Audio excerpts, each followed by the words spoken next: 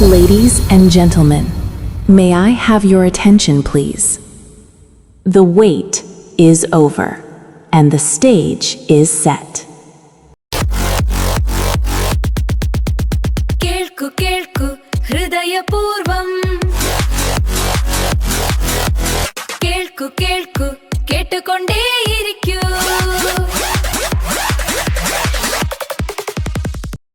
ചില വൈകുന്നേരങ്ങൾ അങ്ങനെയാണ്. കയ്യിലുള്ള ചായ ഗ്ലാസ്സിലെ ആവി നോക്കിയിരിക്കുമ്പോ നമ്മളിങ്ങനെ ചിന്തിക്കും, എന്റെ വിശേഷങ്ങൾ ചോദിക്കാൻ ഇവിടെ ആരും ഇല്ലല്ലോ എന്ന്. ലോകം മുഴുവൻ ഓൺലൈനിൽ ആക്റ്റീവായിട്ട് ഇരിക്കുമ്പോഴും എന്റെ ഒരു മെസ്സേജിന് വേണ്ടി ആരും കാത്തിരിക്കുന്നില്ല എന്നൊരു തോന്നല്. 100 പേരുള്ള വാട്സ്ആപ്പ് ഗ്രൂപ്പിൽ തമാശകൾ നടക്കുമ്പോഴും ഒരു മൂലയിൽ ഫോൺ മാറ്റി വെച്ചിട്ടിരിക്കാൻ നിങ്ങൾക്കും തോന്നുന്നുണ്ടോ? എങ്കിൽ വെൽക്കം ടു ദി ക്ലബ്. നിങ്ങൾ ഒറ്റയ്ക്കല്ല, നമ്മൾ ഒരുപാട് പേരുണ്ട് ഇതേ വഞ്ചിയിൽ യാത്ര ചെയ്യുന്നവർ. കൂടെ ഞാനുണ്ട് കൃഷ്ണ. നിങ്ങൾ കേട്ടുകൊണ്ടിരിക്കുന്നത് ഹൃദയപൂർവം. സത്യത്തിൽ എന്താണ് ഈ ഏകാന്തത? നമുക്ക് ചുറ്റും ആരും ഇല്ലാത്തതാണോ? ഏയ് അല്ലാട്ടോ. നമ്മുടെ ഉള്ളിലെ ആ കുട്ടിയോട് നമ്മൾ സംസാരിക്കാൻ മറന്നുപോയതാണ് സംഭവം.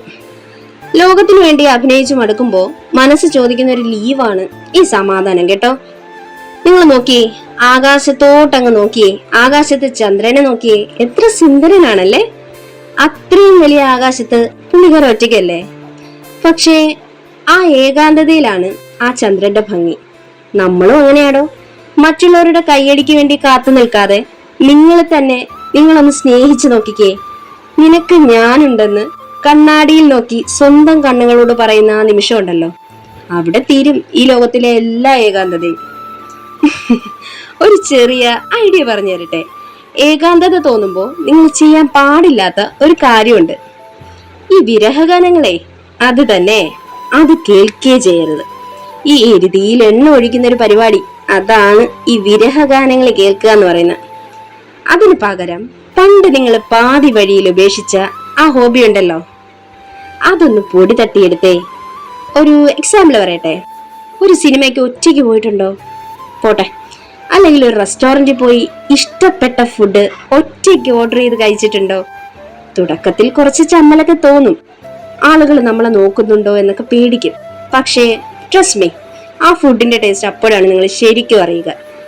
ഇന്നത്തെ നമ്മുടെ ഹൃദയപൂർവ്വം ടാസ്ക് ഇത് തന്നെ ആവട്ടെ. ഇന്ന് നിങ്ങൾക്ക് തന്നെ ഒരു ഗിഫ്റ്റ് കൊടുക്കണം. അത് തന്നെ, അതൊരു ഡയറി മിൽക്ക് ചോക്ലേറ്റ് ആവാം, അല്ലെങ്കിൽ പണ്ട് പ്ലാൻ ചെയ്ത ആ ഒരു ഡ്രസ്സ് വാങ്ങുന്നതാവാം, എക്സെട്ര എന്തും ആവാം.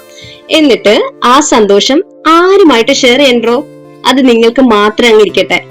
ഒറ്റയ്ക്കാവുന്നത് ഒരു കുറവൊന്നുമല്ല, അതൊരു സൂപ്പർ പവർ ആണ്. നിങ്ങളെ മനസ്സിലാക്കാൻ മറ്റൊരാൾ വരുന്നത് വരെ എന്തിനു കാത്തേൽക്കണം? നിങ്ങൾ നിങ്ങളെ തന്നെ മനസ്സിലാക്കി മുൻപോട്ട് പോവുക. അപ്പൊ ഈ ലോകം മുഴുവൻ നിങ്ങളുടെ കൂടെ ഉണ്ടെന്ന് തോന്നും. വിഷമിച്ചിരിക്കണ്ട കേട്ടോ.